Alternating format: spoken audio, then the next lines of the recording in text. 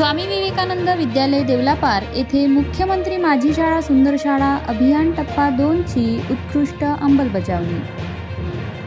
Doctor Babasaheb Ambedkar आदर्श शाळा योजनेअंतर्गत मुख्यमंत्री माझी शाळा सुंदर शाळा अभियानाचा पहिला टप्पा यशस्वी ठरल्यानंतर शासनाने मुख्यमंत्री माझी शाळा सुंदर शाळा अभियान टप्पा 2 ची घोषणा केली। त्यासाठी सर्व शाळा कामाला लागल्यानंतर सध्या शाळांचे मूल्यमापन नुकतेच सुरू झाले आहे। राज्यातील स्थानिक स्वराज्य संस्था, खाजगी अनुदानित व विनाअनुदानित शाळांमध्ये शिक्षणाबाबत स्पर्धात्मक वातावरण निर्माण करणे, विद्यार्थ्यांचा निर्णय प्रक्रियेत सहभाग वाढविणे, शाळांमध्ये पायाभूत सोयी सुविधा वाढविणे, आरोग्यविषयी जागरूकता निर्माण करणे व विद्यार्थ्यांमध्ये आर्थिक साक्षरता निर्माण करण्यासाठी शाळांना प्रेरित करण्यासाठी संपूर्ण राज्यात मुख्यमंत्री माझी शाळा सुंदर शाळा अभियान टप्पा 2 राबवण्यात येत आहे। रामटेक तालुक्यातून मागील वर्षी स्वामी विवेकानंद विद्यालय देवलापारने प्रथम क्रमांक प्राप्त केला होता।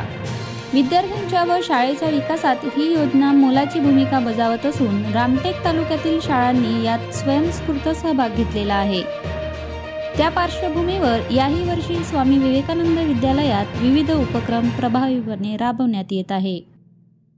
स्वामी विवेकानंद विद्यालयात राबविण्यात येत असलेल्या उपक्रमात वर्ग सजावट, विज्ञान कोपरे, गणित कोपरे, भाषा कोपरे, शिक्षकांद्वारे शैक्षणिक साहित्याची निर्मिती, आनंददायी शनिवार, परसबाग निर्मिती, विद्यार्थ्यांची गळती कमी करण्यासाठी विविध उपक्रम, विविध खेळांचे आयोजन, पर्यावरणपूरक वृक्षांची लागवड व जोपासना, इको क्लब निर्मिती, साक्षरता प्रकल्प, महावाचन प्रकल्प, मतदान जनजागृती अभियान प्रभावीपणे राबवले जात आहे। विद्यालयाचे प्राचार्य जयंत देशपांडे, पर्यवेक्षिका रेणुका देशपांडे, उपक्रम प्रमुख राजू बोंद्रे, सहप्रमुख मनोज चंदेल हे उपक्रमाच्या प्रभावी अंमलबजावणीसाठी प्रयत्न करीत आहेत। विद्यालयाच्या वतीने आजूबाजूच्या गावांमध्ये इको क्लब व एक पेड़ माँ के नाम हे अभियान राबवण्यात आले। त्या अंतर्गत घरोघरी वृक्षारोपण करून विद्यार्थ्यांना त्याची जबाबदारी देण्यात आली। या उपक्रमाद्वारे मोठ्या प्रमाणात वृक्ष लागवड करण्यात आल्याने सर्वत्र या उपक्रमाची चर्चा आहे।